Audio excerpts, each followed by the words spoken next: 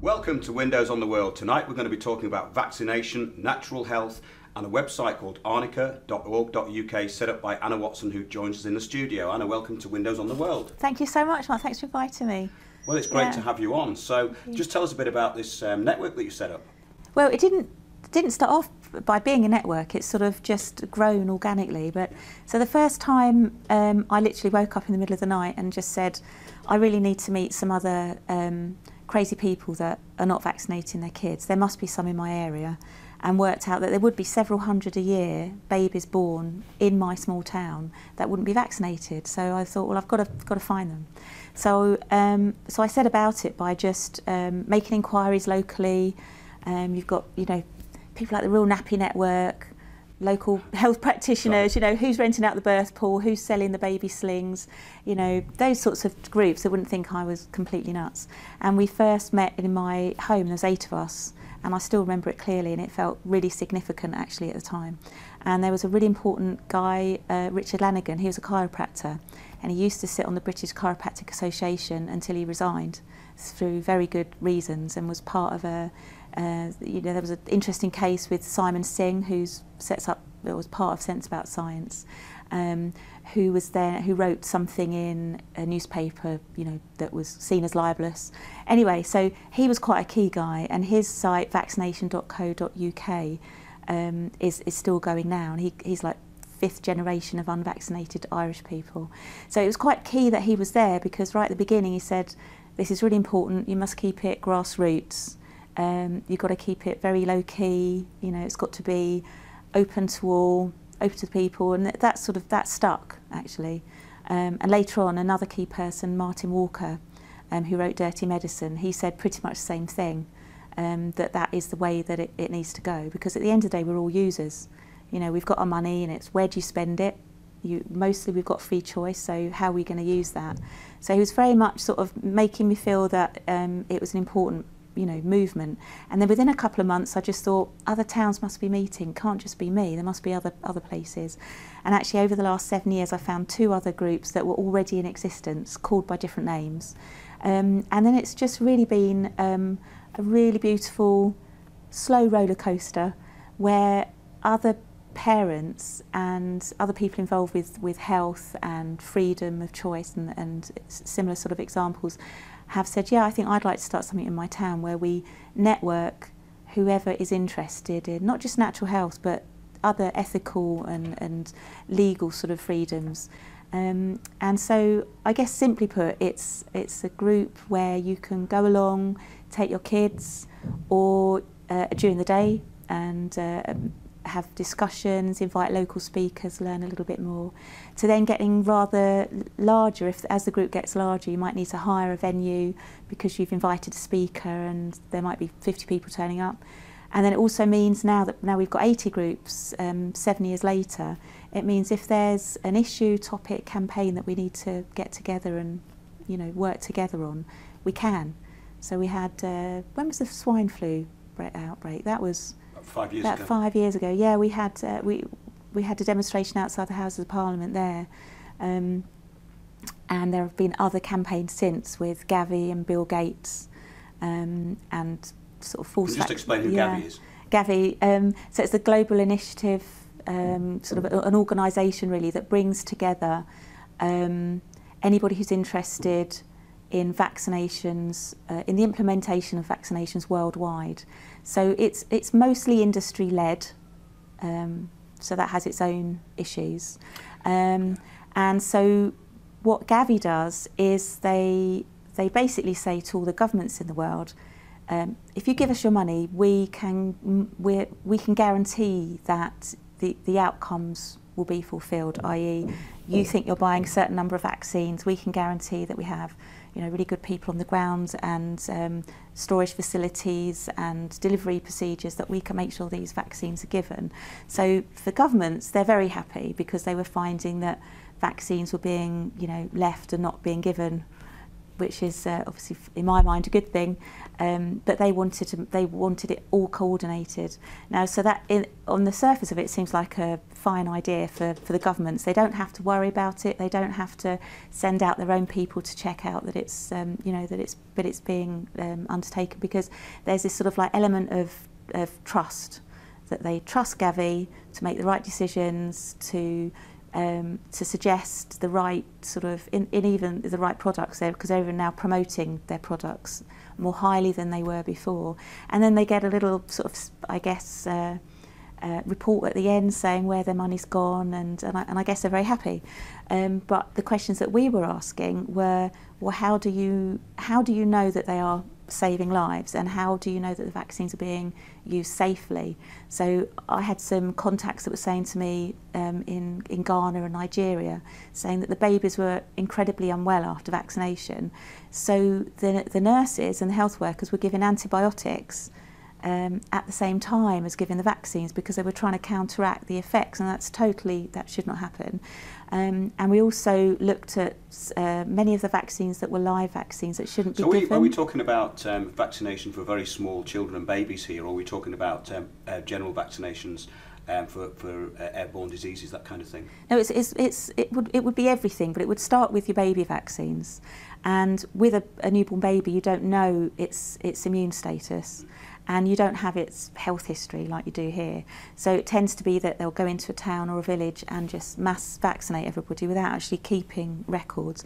And then another team would come in. So babies were getting more doses of vaccine that they needed to, and they were also vaccinating immunised, compromised babies and children, not knowing if they had AIDS or other problems. History, basically. You can't. No, it's like impossible to do that. But the manufacturer of the vaccine clearly says not to be given with people with immunised compromised immunity. But those sorts of safety measures, we were worried that it would be ignored, and also we were worried that the government was spending. I think they pledged 800 million when Gavi came over with Bill Gates. And so we were sort of saying, well, what safeguards have you got? What checks have you got? And we had absolutely nothing back. There was, you get so far, and you get fed up with calling and emailing. But we did have one member, and that's why the network works so well, is that when you have an idea and you have a concern, it means that you can rally round. And I think we had about 30 different MPs being written to about this subject, and also bringing up things like breastfeeding and clean water, which is more highly effective even by their own standards than vaccination. So Save the Children, UNICEF, they say exclusive breastfeeding is the most important intervention in the under fives. So that's mega.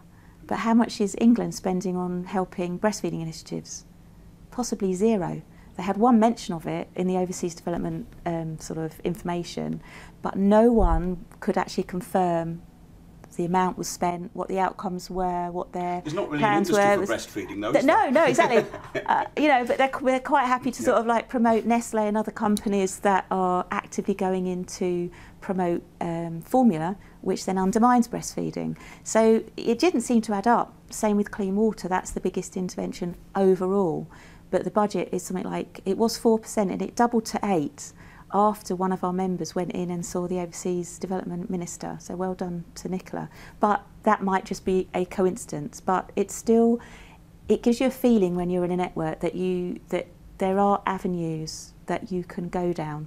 And they might not be the greatest avenues, you might get some brick walls, but it's this whole idea of sharing information, having people to support you, and feeling that you're actually doing something. And we'll never know what effects we really had. But it felt at least positive. And one good moment was standing outside the Gavi conference when it was like a roadshow basically around Europe, and lots of people in suits going into really big hotel, lots of security. And so one minute we're standing outside with our banners, and the next minute I got myself in, and that I'm not usually that sort of person. I'm usually quite upfront. But on this occasion, I pre-registered, said I was a journalist, said I'd forgot my card, tagged on and chatted to somebody on the way in, and managed to ask Bill Gates a question around water. And it was a bit of a lame question. And in fact, if I'd done a Mooney, I think I probably would have had much more, coverage, because it sunk really. But I was really glad that the other questions that followed were equally as, everyone was concerned in that room for sure. There was a journalist right at the end and said, so she said, Mr. Gates, it's fantastic that you want to give vaccinations to the developing world, to give those children every opportunities that our children have, but we all have vaccine damage payment funds. What are you going to be doing for the developing world? And it was just like silence. So, there's big, and this is another topic, but basically Arnica is a UK-based grassroots organisation where parents can hopefully go along to their local meeting, meet up with like-minded people and practitioners, share information, feel a bit stronger when they have to go to their GP or go to A&E. If they're feeling a bit under pressure or bullied, there's things that we can suggest they do, or we can share sort of information. Had a really good couple of calls with NHS England and, who's the other guys there? They've split up into so many different groups now. Even they didn't know what they were doing. So I was passed around various departments. And, a main question of mine was, what's your policy for implementing the vaccination? Do you know what behaviour sometimes goes on in GP surgeries? What's being said to the parents? Whether it's misinformation or whether it's disrespect, telephone calls at home. Some people have even been knocking on the door, unannounced. And these are sorts of tactics that have only come to light in the last couple of years. And my children are 10 and 8 now, and I didn't really have anything like that. You had the odd health system. It's been ramped up quite a lot, but I think it would be a good idea now to actually go into the reasons why you set up the group. Yes, in the respect of there's this huge propaganda pro-vaccination, and you're trying to balance the books, basically. That's a very nice way of putting it. Yeah, it's balancing. And there is propaganda, but there is also the majority of the general person on the street that really believes in vaccination. They think they're doing the right thing, they think they're protecting their child, and a vast majority of medical professionals are the same. They'll go to Africa and they have a baby die in their arms of whooping cough, and so they'll come back here with a very different view of disease and vaccination than we would. And I understand that, and I understand that their training on pharmacovigilance side effects it's like something like 6 hours. It's the same as what they spend on nutrition. So they don't really have that same sort of, healthy respect of those products, and I think they're much more sort of gung-ho about the whole thing. And it's become so complicated because there's not just 1 or 2 or 3 vaccinations to choose from. There's dozens before your child goes to school. It's about 3 dozen before school. And the first set are at 2 months when you're mostly probably really exhausted as a mother. So, so our information is there to give an outlet for discussion, and is one of many organisations really that tries to present other information that parents can look at.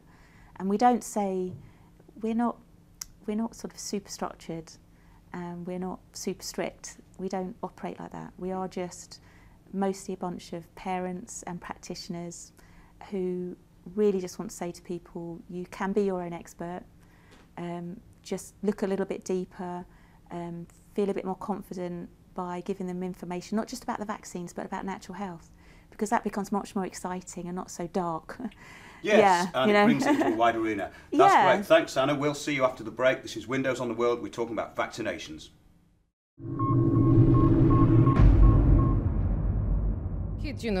Kids of my generation, they didn't like Edith Piaf, or they thought it was very boring. So when I became a teenager and punk came along, to me that was, that was all that I was waiting for, And I just happened, through friends to I used to go out to all the, 76. I used to go out to all the punk gigs in Paris, and I met some of the bands, and I had a boyfriend, and so I started to come here. When I was a teenager, I was coming here, back and forth, back and forth.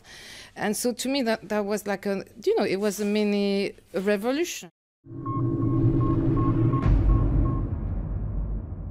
Welcome back to Windows on the World. We're with Anna Watson and we're talking about vaccination. So Anna, you decided not to vaccinate your children. Can you explain why that is? I certainly can, and my dog actually now. My son is now 10, and for the first 6 months I delayed vaccination because I didn't know enough about it. I didn't know anybody else who hadn't vaccinated. At the time there were maybe 3 books on Amazon. There was a couple of websites, but I didn't even find them at that point, so I felt quite sort of in the dark. And I did feel under pressure by everybody around me, family, friends, the GP surgery who rang several times at home. So in the end, just really not knowing where else to go, not being confident in my decision, I went privately and had some of the vaccinations. I got as far as knowing that mercury was a no-no, and America had taken it out in the year 2000, and this was sort of 2004. So I knew that wasn't something that was wise, but I didn't feel confident in the other things. I knew that the live polio vaccination was more likely to cause paralysis than the actual wild polio disease. So that was where I was confident in. So my son was about 6 months at that time, and the GP said, "Oh, you're just being irrational." And anyway, so later on, 3 months later, the government said, "We are reducing the amount of mercury and we are not doing the live polio anymore." And I thought, well, I'm not irrational, I'm just very, very behind. So that really spurred me on, actually. So fortunately my son is fine, and he was an older baby and we had less than others. And I stopped then because I then, as soon as the government made that announcement, actually as soon as the needle went in, I must be honest, I just instinctively, personally felt that was the wrong thing. And then I felt that it's been a lifetime's work to try and then understand fully the situation.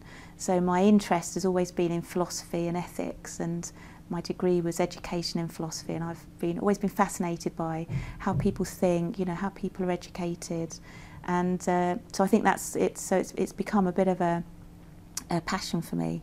And other people choose not to vaccinate for very different reasons. There's about 5% in England on average that don't vaccinate, slightly more in London, and of those about a third of them don't vaccinate because their children or very good friends or family members had been possibly injured by vaccination. So there's a few percent that won't vaccinate, won't trust them again.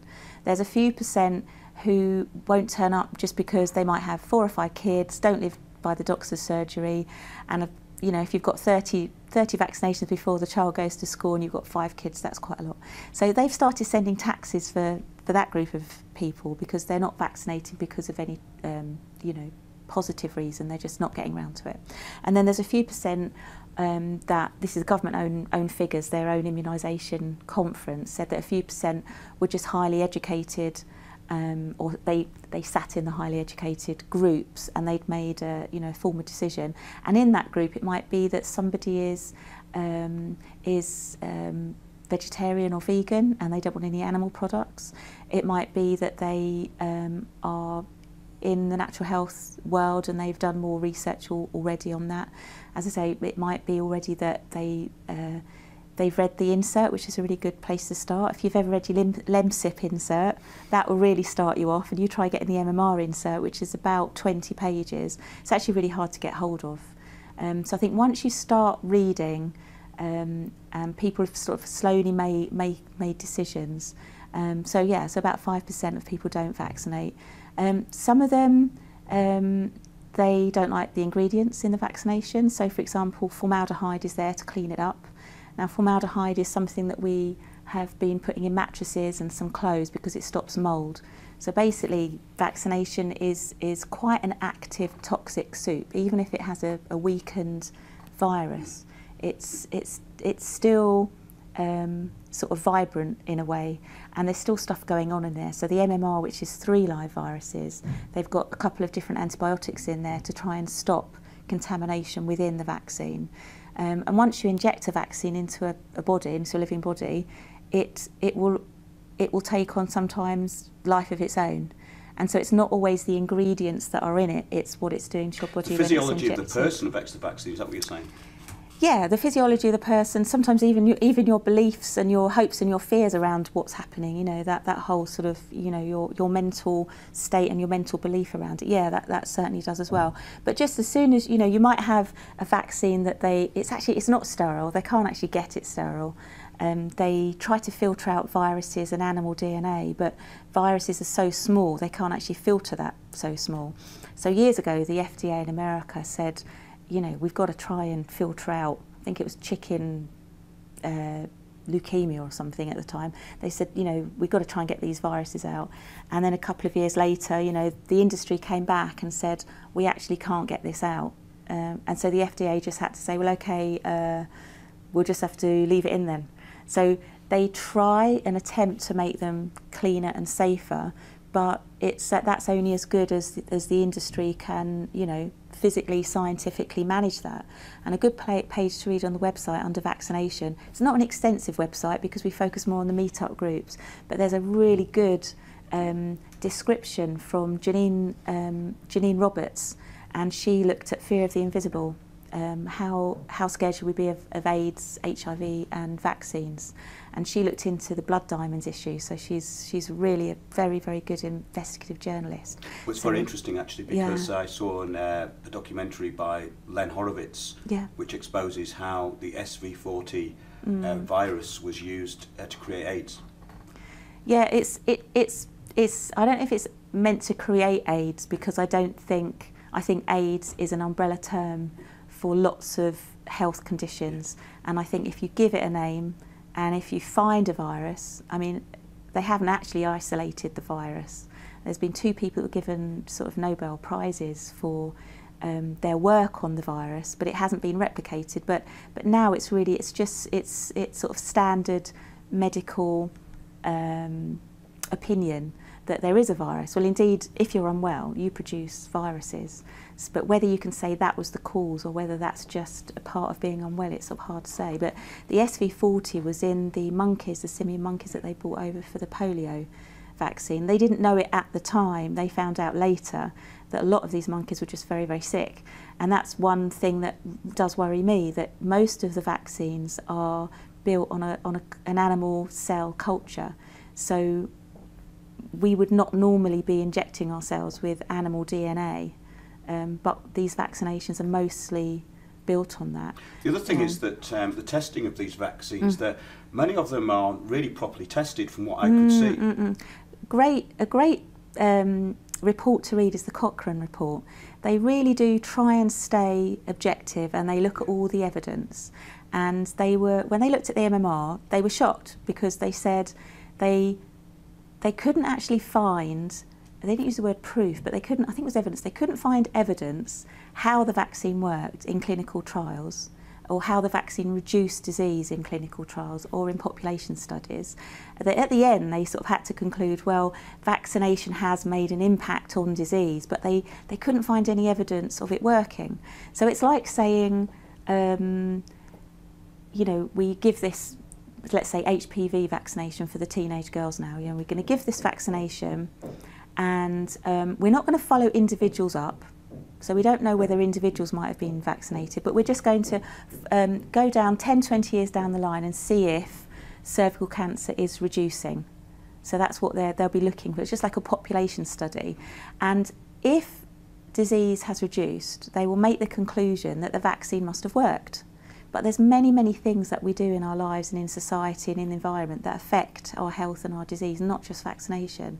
So that's one issue with the safety studies, is that, or rather one in the efficacy studies, is they don't actually work out and follow an individual through. They're just doing big population studies. And with the safety, if you or I had a product and we said, drink this drink, it's going to make you healthier, it's going to stop disease, they'll say, well, you've got to have a control study, so give that group nothing, and give that group some just water, because placebo is pretty powerful, and you can give that group the product, and let's just see how they go. Well, in vaccinations, they don't do that.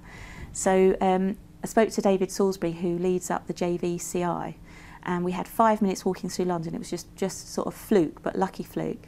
And I said, I can't find any studies where they use benign placebos. And he said, oh my dear, they're all benign. He said they're our most safe and pure vaccines.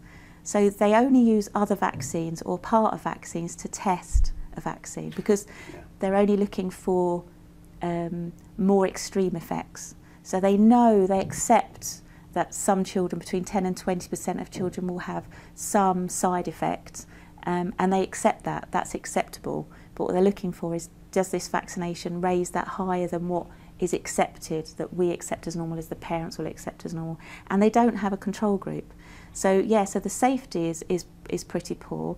Efficacy, I think, is totally is not evidence-based at all, because they're only connecting lowering disease with a vaccination. They're not looking at all the other things that might have come in to change. And measles in the third world is prime example, where they changed the way of diagnosing measles, saying that it wasn't just a GP that could send off a report, it had to go to a lab. But at the time of the measles vaccination in Africa, there weren't many labs. So the disease plummeted, you know, the stats plummeted. And then they started giving vitamin A in the areas that were at risk of measles. And vitamin A deficiency is linked possibly to having measles. Certainly it will reduce your chance of dying by 50% if you have measles. So the World Health Organization gave the vaccine and the vitamin A. And on their website you can read just vitamin A alone, they say reduced overall deaths by 23%. So there's lots of reasons why children aren't maybe dying of measles, but it's not just the vaccination, but vaccination is sort of held up. And that's the same in this country. You know, in the 80s, even our government was saying there's no need for a mumps vaccination, because it's a disease that most children pass through. People weren't dying of mumps, and yet through lobbying, slowly, it becomes sort of part of the norm. So as a parent, it's so hard to know where to look, because as soon as you think you've understood one area, they bring out another vaccination. So they're now vaccinating pregnant women with live viruses, you know, and the manufacturers are in the insert are saying this is not for use in pregnancy. And I asked Dr. Salisbury David Salisbury, and I said, you know, what about the swine flu and vaccinating pregnant women? Where's the evidence that that's safe? And he said, oh well, luckily some of the women were pregnant at the time, and they were fine. Now that is not a safety study, and in fact, I think it's in Australia. They're now doing a safety study into vaccinating pregnant women. So we all think as parents that they've got our best interests at heart, interests of the children. They've got all this evidence in front of them that our children are far more likely to be unwell and get disease if they're not vaccinated. But actually, when you start unpicking it, you go, actually, there's 500,000 children unvaccinated in England. 500,000. Do you know anyone who's been adversely affected by a disease? You know, tetanus, you go down to A&E with a little tiny cut that you might have had in the home, you're told to have tetanus. You're not told it's a 5-in-1 now. So it used to be 3-in-1, now it's a 5-in-1. You're not told as a patient, actually, just to let you know, you're now getting 5 vaccinations. Some people might be quite happy, because some people like vaccination, but some other people might feel that that's a bit of a liberty.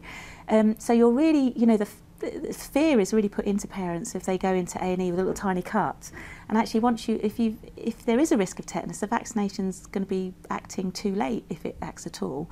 And how many children do you think get tetanus in England a year? Have a guess. Go and have a guess. Go on, Mark. I've no idea. 2, 3 cases. Yeah. No deaths. You know, you might get some burn victims, drug addicts and older people having tetanus, and only 1 death every other year. So here you have like 500,000 children not vaccinated, not having a problem with tetanus, and yet they're vaccinating with tetanus. Mass vaccination. I know for a fact that they are rolling this out massively, and of course it's a massive business, and this is where I started studying it, and I know that doctors' surgeries are always phoning up elderly people to get the flu vaccine. They push it relentlessly, and also the measles so-called epidemic that was in a part of Wales last year. As soon as I saw the report on that, I knew what was behind it, and basically it was about just getting rid of some vaccines because there was no epidemic. It was actually announced later on that there was only 23 cases. It was tricky. They tried to say there was 400 cases, there was 23 confirmed. So there's quite a sinister side to all this, I think, as well, and we're going to be looking at that in the later part of the show. Yeah, I think it's sinister when it's sinister because it's mysterious, and it's sinister because there are certain conflicts of interest there that are pretty massive. But once you actually start to unpick it, there's a lot of ignorance, a lot of bad decisions, and I think that often we see that as conspiracy. And if we know that by making better decisions and by discussing it and keeping it open and keep asking and challenging people, then that will start to disappear. And the key people that haven't got our interests best at heart, they will stand out. At the moment, we're allowing them to stay behind a bit of a screen by not challenging. Let's just talk a little bit about some of the negative aspects of vaccination in the respect of things like Guillain-Barré syndrome, autoimmune disease, autism. Autism seems to have a massive rise in recent years. Do you think that could be anything to do with vaccination? I think it absolutely does. At the moment, the evidence isn't being accepted because they're saying it's anecdotal evidence. But the 3 strands of evidence-based medicine is your clinical side, what happens in the labs, the clinicals, the practitioner's decision, and the patient. And the patient's story is really, really key. That's actually all part of the evidence base. So what they're doing is they're denying and suppressing these stories, and these stories are absolutely real. And so when there are GPs out there, you can Google Dr. Privasi, I think, says a great thing about the MMR, and Dr. Halverson. They say, well, actually, my distinguished colleagues say there's no link with autism, and the evidence out there, says there's no link. But when you get parent time after time saying my child was totally normal, and then within days they're fitting, they've got high-pitched screaming, they've lost their speech, and problems with their gut and their eating and their movement, then there's got to be some connection. It's not just to do with the MMR, sometimes that's the final straw, and it's not just to do with vaccinations. There's loads of environmental triggers here, mercury in amalgam fillings, many antibiotics. We give so many antibiotics in this country in America, which may explain why we have a high number of autistic children in these 2 countries compared to other countries in Europe. So yeah, we have a big vaccination programme, but we also really like our antibiotics. And I know children who've been given 10 doses of antibiotics in their first year, and then they have the MMR. So it's not just vaccination. And I do know unvaccinated children that have autism as well, but it's not the same as vaccine damage. So I think they've lumped it all together for ease, but actually, and they have similar symptoms. But the children that have clinical medical problems with their gut, with their speech, then that's in a different category than children that have always had autism since the 40s and since the 50s. And yes, it might still be environmental, but there is definitely a part to play with vaccines. But as well as that, it's the antibiotics. And when you listen to the parents speaking about their children who suddenly regress after vaccination, it's generally when they've had a bad first year of life, or if they have one bad reaction to one of the vaccinations, they don't know it's a reaction. So Jackie Fletcher, for example, she said to her doctor, my son had a fit after the first MMR. And the doctor said, oh, that's sometimes that happens. Encouraged her to have the second. And Robert Fletcher is now 20. He's doubly incontinent. He's in a wheelchair. He has epileptic fits every day. And in 2010, she was paid out, but that took her 20 years to make that claim. So many things happening with safety, and I think autism and autoimmune diseases definitely have some link. And if I might slip in the last thing, parents always are so worried about measles. They're so scared about measles, and yet more children die of asthma now in England than ever died of measles before the vaccination. So before the vaccination, you'd have on average 50 children dying of measles. Now we have about 100 children dying of asthma, and many more people that are debilitated on steroids all their lives, and their quality of life is compromised sometimes. So I would say, I'm not saying one is necessarily linked to the others, or there is a link with if you have measles, your asthma goes down, and if you delay vaccination, your risk of asthma goes down. But just see what we're fearful of. Asthma's far more of a problem than measles ever was. That's absolutely true, and children up to 3 to 4 years old are given like 25 vaccines now, and we know it's a massive industry. It is a massive industry. And it's controlled by huge financial interests. Yeah. This is absolutely fascinating. Yeah. This is Windows on the World with Anna Watson. We're talking about vaccination. We'll see you after the break.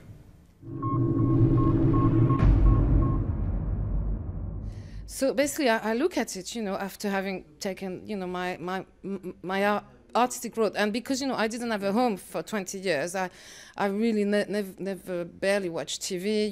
I was actually a little bit cut off, from the media. I was just dealing with my life, and I had no idea to what extent it had gone really from bad to worse. And so I look around, and now it's just this big product. A machine. I mean, of course, before it always was a business, but now it has come to the extent where it has become so cynical. It's just so cynical. It's just it's awful.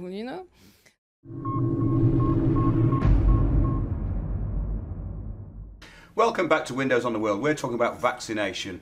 Now, a lot of this is about our own choices and our ability to make those choices.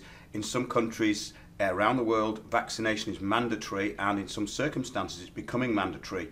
And we're going to look at how the media presents vaccination. Anna, you've had interactions with media organisations, and the way they actually put across basically propaganda. It seems very propagandised when you look at it from a bigger picture, doesn't it? Yeah, so I think the propaganda in this case, I think, is the public health messages that are just so loud and haven't changed and are actually very outdated. So they're sort of taking these public health messages without questioning them at all. So there should be other voices which should say, look at long-term health, because there's no study that says a vaccinated child is healthier than an unvaccinated child, or by vaccinating your own child is going to make your child healthier. That should be the key. But the public health department and the public health message is just so loud.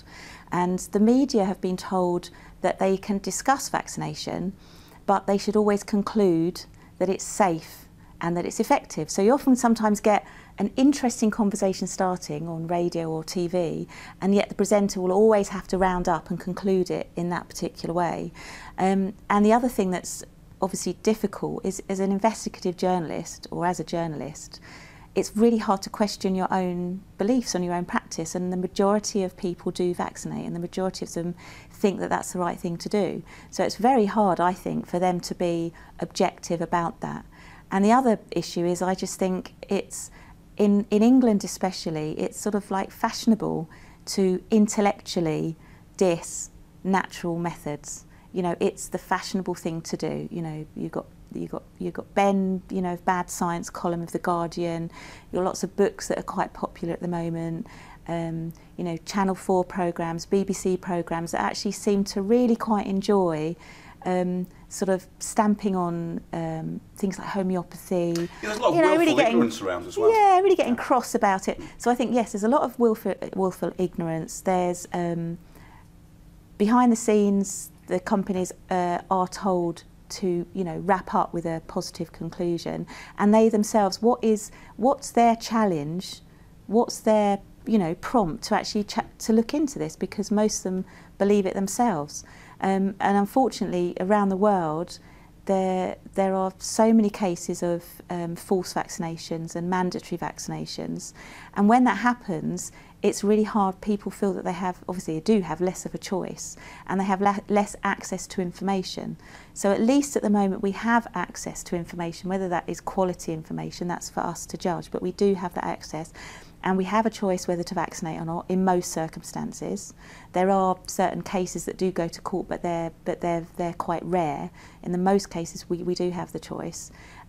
Sometimes we even have the choice to pick and choose. So some parents might want to do that. They might want to wait till their babies are older. They might want to look at the different manufacturers, what ingredients they're using. They might want to do singly. That's all fine. We can't say one parent is wrong for making their decision. All we can say is they have to have that information, and they have to be made to feel confident and able to make that decision. And And it's hard in England because, you know, we're so keen on democracy and freedom of choice. It's a big thing for us. But actually we do enjoy a far higher level of that, in terms of vaccination anyway, than many countries in Europe. So most Eastern European countries, vaccination is mandatory, and the only thing that you can do is delay vaccination by going to court.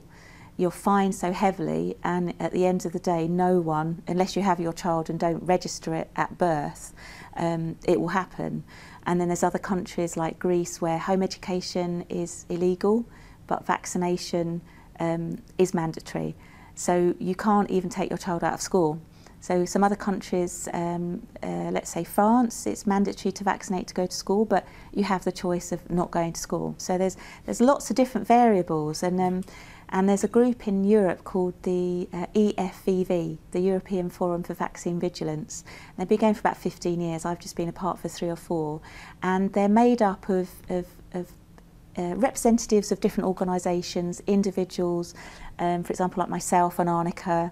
And each country sends a couple of representatives each year to a 3-day conference that we have, mostly so that we can just inform each other of what's going on in Europe, because that's not always easy to find, you know, with a language barrier.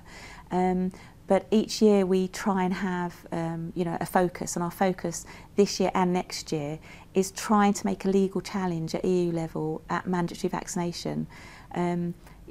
It's hard because you have to have 1 million signatures over a 12-month period in at least 6 or 7 countries, so really, really hard to get.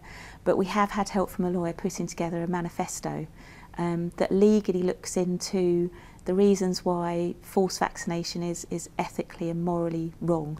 But it's still a challenge, and as you can see... That shouldn't have to be proved, though. It shouldn't, but you know, every country does something differently. There is no greater law that says you must do this and you must do that. So each country, basically they agree with the principle of vaccination. The countries do vaccinate, but they'll choose slightly different products at different time frames. They'll have different policies of how that's implemented, you know, as we see with Eastern Europe.